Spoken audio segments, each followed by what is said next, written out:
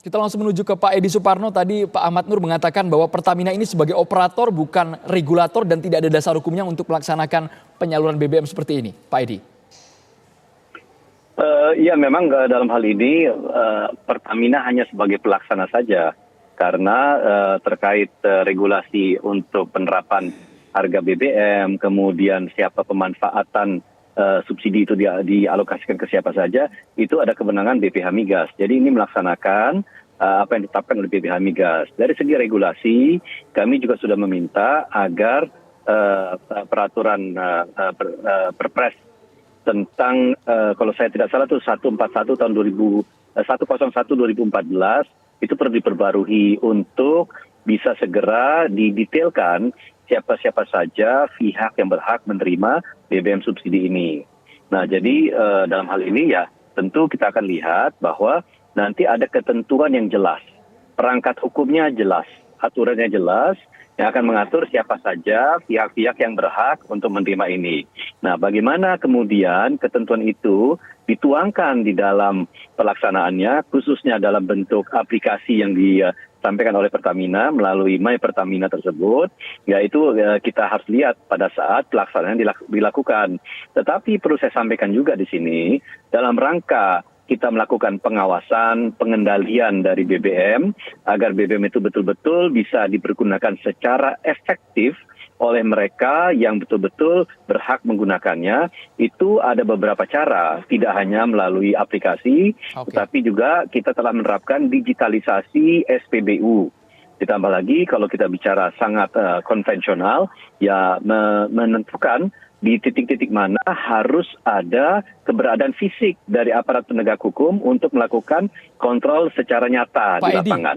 Jadi ya. Tapi dari Komisi 7 apakah sudah mengetahui kriteria secara spesifik para penerima BBM bersubsidi maupun gas subsidi ini, Pak? Ya, itu kan makanya saya sampaikan perlu ada revisi dari peraturan yang tadi saya sebutkan sebelumnya, sehingga memang akan ada kejelasan tentang siapa-siapa saja yang berhak menerimanya.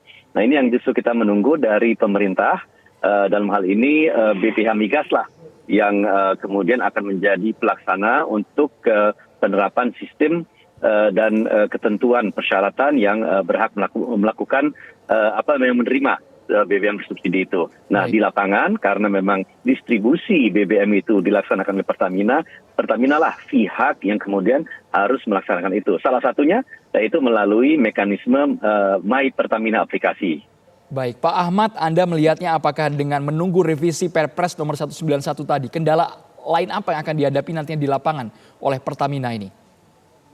Jadi kalau dasar hukumnya jelas, maka Pertamina baru punya hak untuk mengcollecting data. Saya concern sama perlindungan data masyarakat ya. Ini apa kok tiba-tiba ada seruan, apalagi narasinya dibangun wajib. Kalau tidak punya daftar, tidak bisa menerima BBM. Ini satu salah kaprah ya.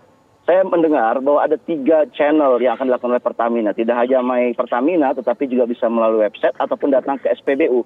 Pertanyaan saya adalah, apakah orang datang ke SPBU, terutama orang-orang ya kecil yang nggak punya akses kepada internet dan smartphone, itu akan menimbulkan satu kerumunan. Ini berbahaya. Ini SPBU yang jelas safety-nya ketat. Ini bukan kantor kelurahan gitu loh. Jadi saya kira kita jangan membebankan Pertamina terlalu besar. Kalau seandainya semuanya menggunakan website Pertamina, ketika ada nanti masyarakat yang komplain, loh saya tidak mampu, kenapa saya tidak bisa boleh beli Pertalite? Dia nanti komplainnya kemana? Ini kan nggak jelas. Dia akan komplainnya, kalau begini ceritanya, dia akan komplain ke Pertamina. Dan Pertamina bisa diserbu nanti. SPBU-nya kah, kilangnya kah oleh masyarakat. Dan saya kira ini tidak tepat gitu loh. Tapi kan seharusnya lebih mudah Mas Ahmad. Kalau sudah ada basis digital untuk solusi, kemudian keluhan dari masyarakat bisa langsung ditanggapi dan melihat di lapangan. Ya, saya kira proses yang terjadi sekarang ini proses yang sangat mendadak, tidak direncanakan dengan baik. Buktinya apa? Ketika dipilih tempat ya untuk melakukan tes misalkan, kenapa nggak dimulai dari Jabotabek? Ini Jabotabek ini tempat yang bagus sekali untuk dilakukan uji coba. Masyarakatnya lebih well educated terhadap digital, bisa kemudian komplain. Saya nggak kebayang kalau masyarakat di kampung sana harus komplain.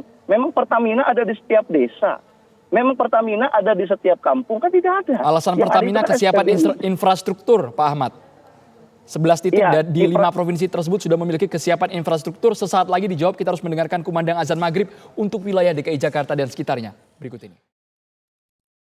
Selamat maghrib bagi Anda yang berada di wilayah DKI Jakarta dan sekitarnya. Saya langsung ke Pak Edi Suparno, berarti Pak Edi melihat bahwa ketika proses registrasi sudah berlangsung, nantinya masyarakat ini akan digiring untuk mendaftar ke aplikasi dan dipastikan akan tepat sasaran. Bagaimana optimisme dari Komisi 7 DPR?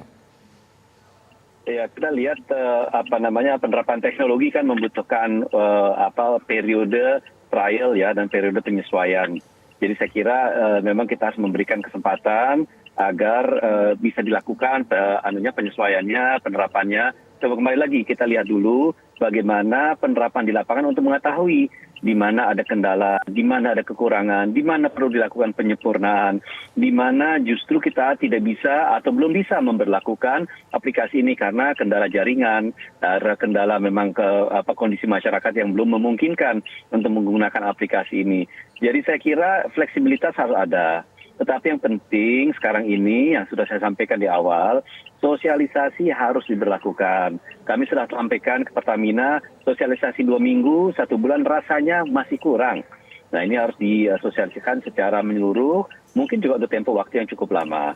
Termasuk diantaranya juga dalam kesempatan ini harus ada sosialisasi kepada masyarakat, khususnya masyarakat mampu, agar mereka malu untuk mengkonsumsi BBM bersubsidi. Oke. Ya, ini juga merupakan salah satu pesan sosial yang perlu kita sampaikan kepada masyarakat agar masyarakat betul-betul bisa memahami bahwa kondisi BBM subsidi itu memang hanya diperuntukkan bagi mereka-mereka yang masuk dalam kategori perlu disubsidi, bukan yang lain-lain. Baik, Pak Itu Edi. kurang lebih. Pak Ahmad Nur tadi berikan waktu untuk sosialisasi bagi Pertamina. Menurut Anda? Jangan dulu sosialisasi sebelum kriterianya jelas. Jadi kalau dia kriterianya jelas, tentunya masyarakat yang sudah kaya, dia berpikir, saya tidak mungkin di-approve. Itu satu. Yang kedua, kenapa sih data Pertamina ini tidak mau menggunakan data yang dimiliki oleh kementerian lain, seperti Kementerian Sosial? Kok saya melihat ya, Mas Andro ya, ini ada ego sektoral gitu loh. Ini kan kita sudah lagi menyusun data bantuan sosial secara komprehensif di Kemensos. Kemudian kalau bicara mengenai data kendaraan kan sudah ada di data dari Samsat. Samsat itu jelas nomor platnya apa, siapa pemiliknya, alamatnya di mana. Loh, ini kenapa tidak istilahnya dikonsolidasi data itu, kemudian diputuskan oleh pihak regulator yang menerima itu ini saja dan diumumkan di masing-masing desa dan proaktif. Ini sama seperti pemberian pupuk subsidi misalkan. Pupuk subsidi itu yang menentukan seseorang berhak menerima pupuk atau tidak adalah regulatornya Kementerian Pertanian. Dan itu masyarakat yang menerima itu mempunyai satu kartu yang warna hijau. Dan kartu itu bisa ditunjukkan ke pengecer di pupuk di dekat lokasinya dan dia bisa mendapatkan pupuk subsidi. Baik. Itu betul kan sudah ada datanya itu. Kenapa sih kemudian ego sektoral itu masih juga bermasalah di negeri ini? Baik. Terima kasih banyak Pak Ahmad Nur Hidayat dan juga Pak Edi Suparno sudah bergabung di Kabar Petang.